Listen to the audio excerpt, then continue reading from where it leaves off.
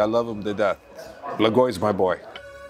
The mentality for us is when you're the champion, it doesn't matter who they put in front of you. We're gonna fight him. Doesn't matter. If you're the true champion, you don't say no. Bring him. I'm ready. I prepared. I'm ready for a challenge. Make 155, we fight. So Islam Makhachev's attitude, if you hear some of his interviews, he says the same thing. Because why? Because Abdulmanap has been saying that for many years, like I have, like Khabib has. We all have the same mentality. We don't care. You're a champion, you fight anybody. What's next? Let's see what the UFC gives us, you know. Let's see what Islam wants. But the UFC is going to dictate what Islam's going to want. Islam may want to go up in weight or maybe, you know, stay where he's at. It depends. It depends on all what happens to Belal Muhammad. If Belal Muhammad maintains his title reign, or if Belal Muhammad moves up in weight, then Islam may want to go for the welterweight if the UFC will allow us. We'll do whatever the UFC is going to allow us to do, but what he'll want to do is, you know, he'll want to defend it a few more times. After I was finished with my career in fighting, I was going to go back to real estate. I was a real estate agent. I didn't realize how much I love coaching, so it ended up never being a second thought for me to go back to real estate because I loved coaching so much. So coaching is what I love to do. Coaching is what I'll do the rest of my life. Many years ago when Khabib was becoming famous, you know, Khabib said, "Coach, all this attention I'm getting is driving me crazy," you know, and I go, "Oh, Khabib, you want it to stop?" And he says, "Yes, coach, what can I do to get it to stop?" I go, "Just lose." Because when you lose, no one's gonna want your autograph, no one's gonna want your picture. So go ahead and lose. He goes, okay, I understand.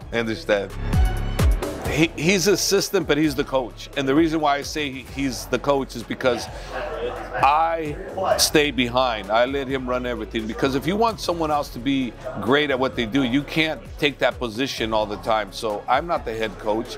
I'm his head coach. Yes, I'm Khabib's head coach. Yes, I mentor him. Yes, I mentor all the guys. Yes, but he runs those guys. They listen to him.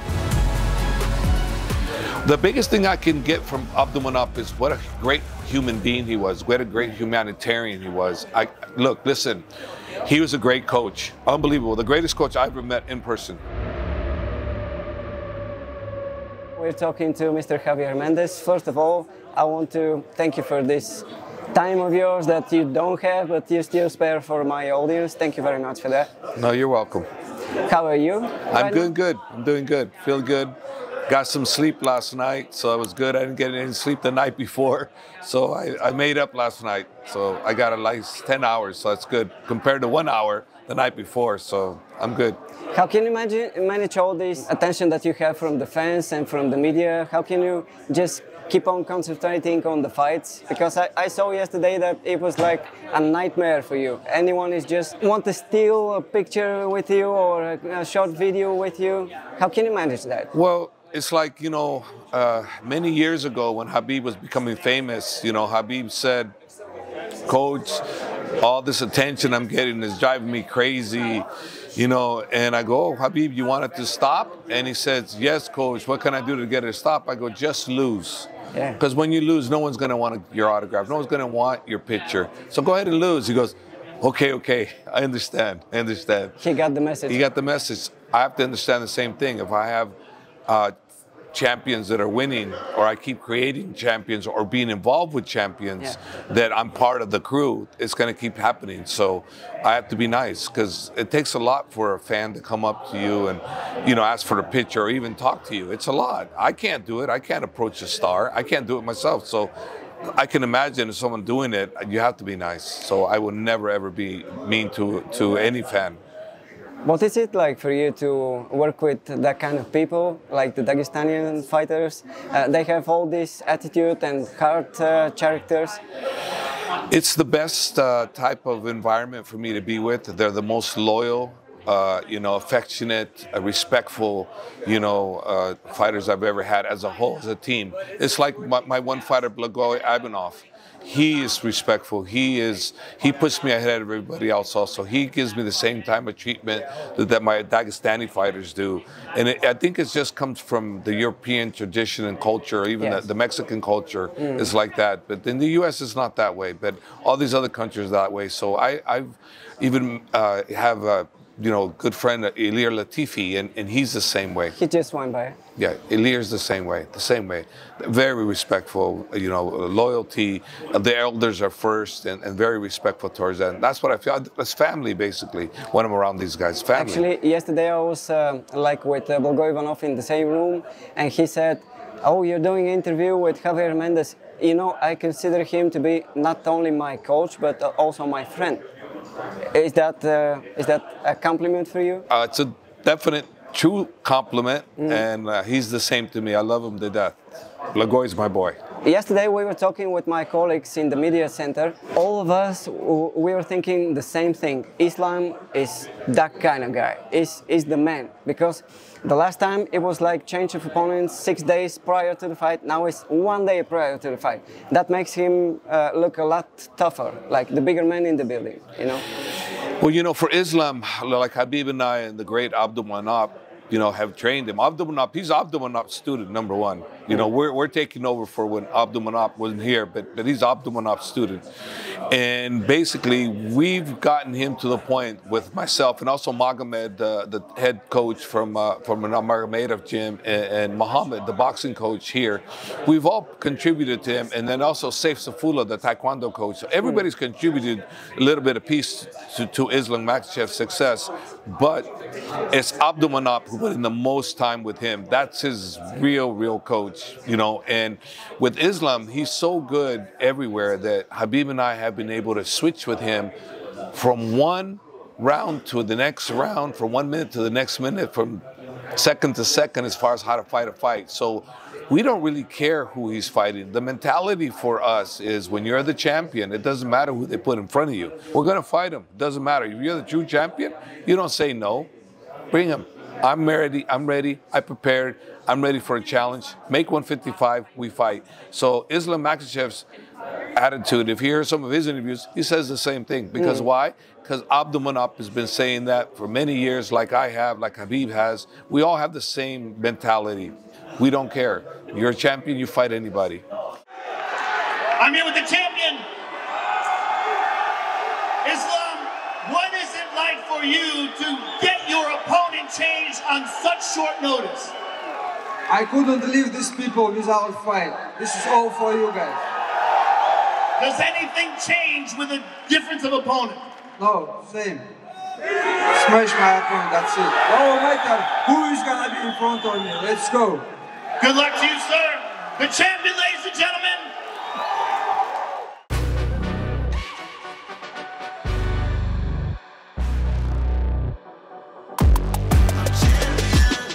This ain't no regular thing. I came for the ring, you know what I mean. I shoot my shot and it's clean. This for my city, yeah, this for my team. If you talking, it's all to me nice. I play with all of my life.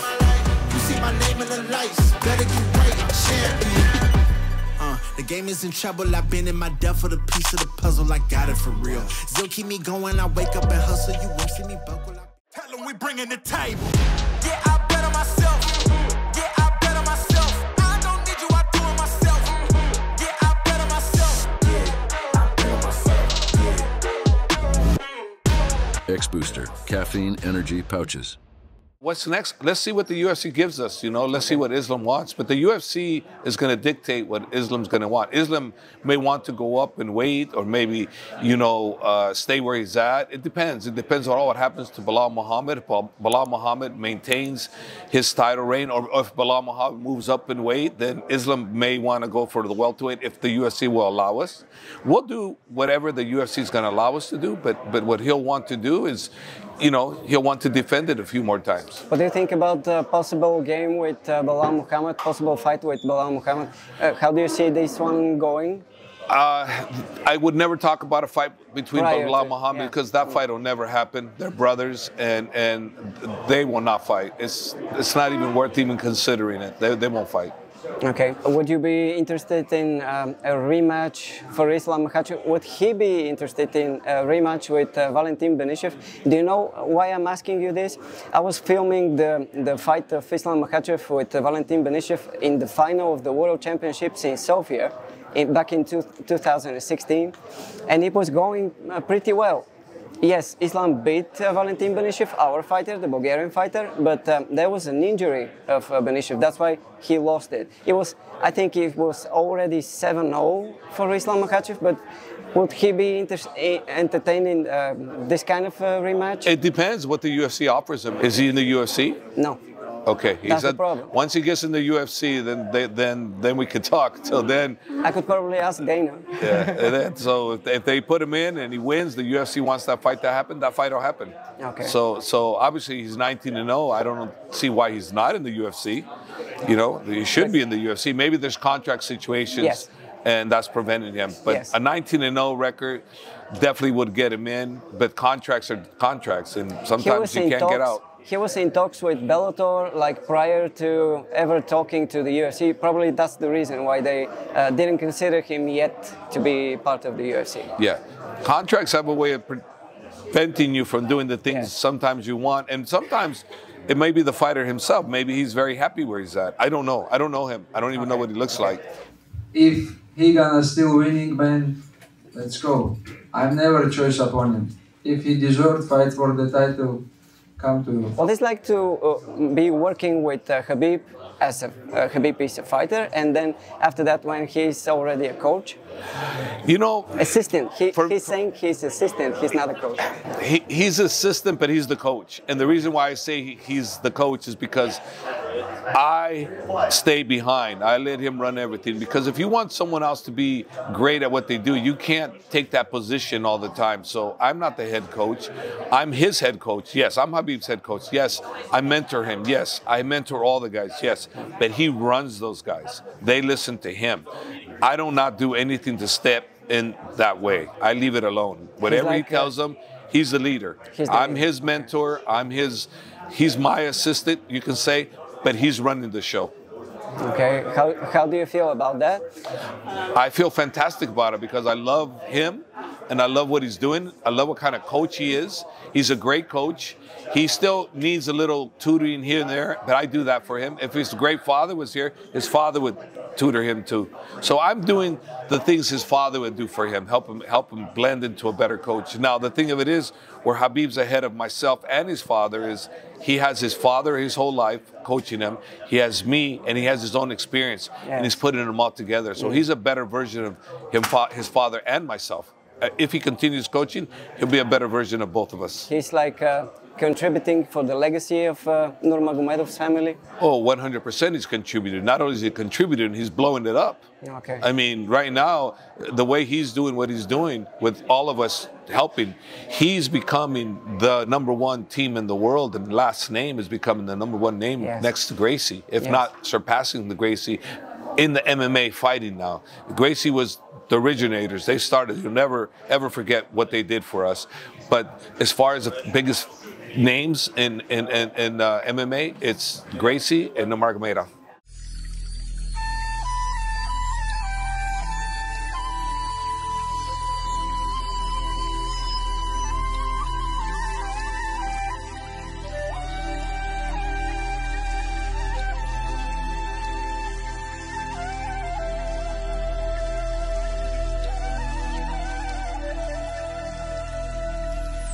Were you ever thinking of AKA to come this far?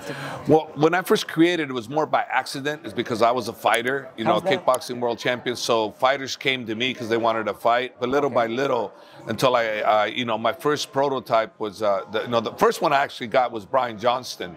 In 1996, we entered the UFC back then when it was just only really heavyweights. And then from Brian Johnston, I met Frank Shamrock. And Frank Shamrock was the first complete MMA fighter and the first middleweight UFC champion. I remember So from that point, you know, things started growing. And I wasn't thinking anything other than after I was finished with my career in fighting, I was going to go back to real estate. I was a real estate agent. I didn't realize how much I love coaching. So it ended up never being a second thought for me to go back to real estate because I loved coaching so much.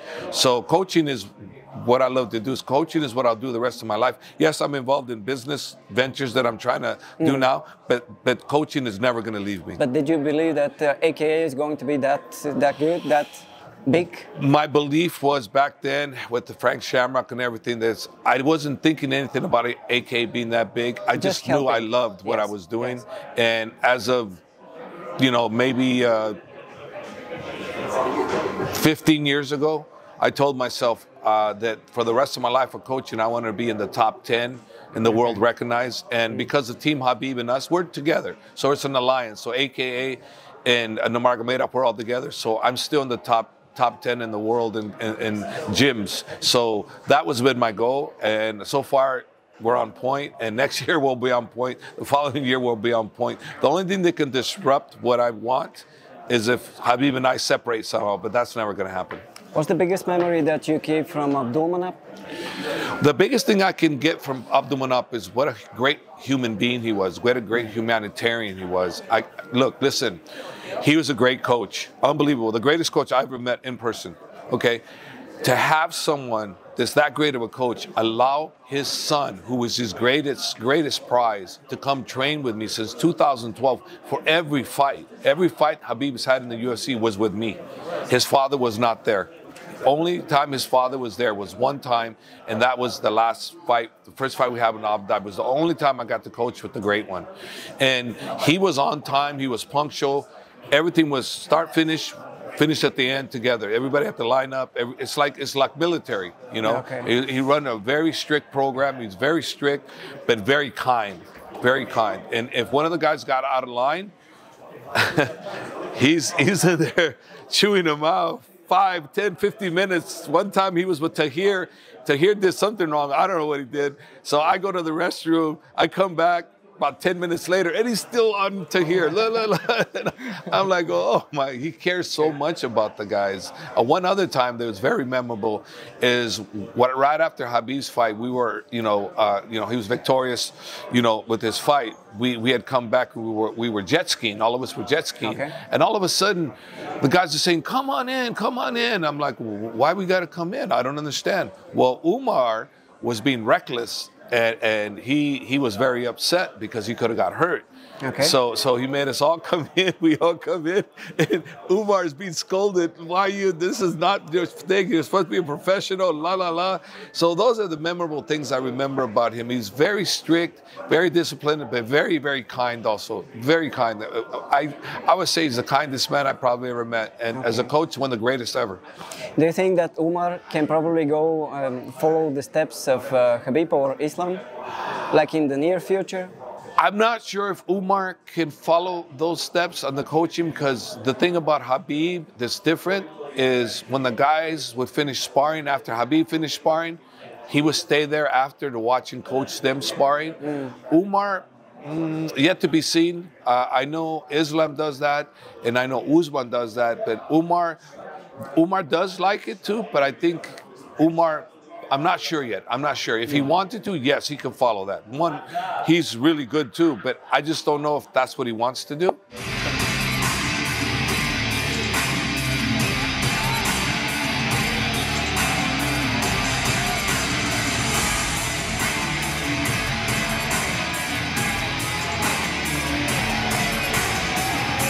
Ladies and gentlemen, I'm here with the challenger, Umar Nurmagomedov, one of the most highly anticipated fights in the UFC right now is between you and Marab. Tomorrow night it goes down. Tell us how it goes. All talks finished. Tomorrow just me and Miran in the cage. I'm here to take this belt, take my dream, and make history. Good luck to you, sir. The challenger, ladies and gentlemen. Can I just ask you in this camera just to say something to the Bulgarian fans? Because actually you and Khabib and Islam and all the Dagestanian guys have pretty big fan base. You come in Bulgaria someday and you'll see that I'm not joking. Yeah. Well, I want to thank all the Bulgarian fans for keeping up with us. I love you guys and thank you. And, you know, if you guys are anything like Blagoy Ivanov, I love you guys even more.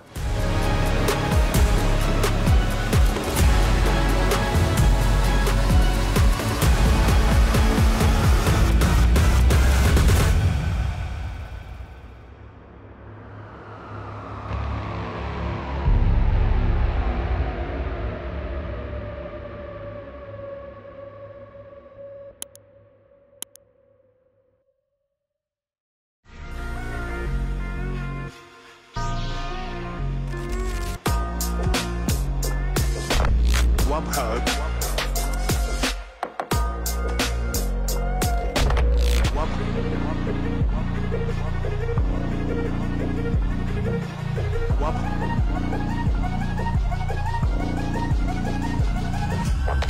Welcome to the One Hug.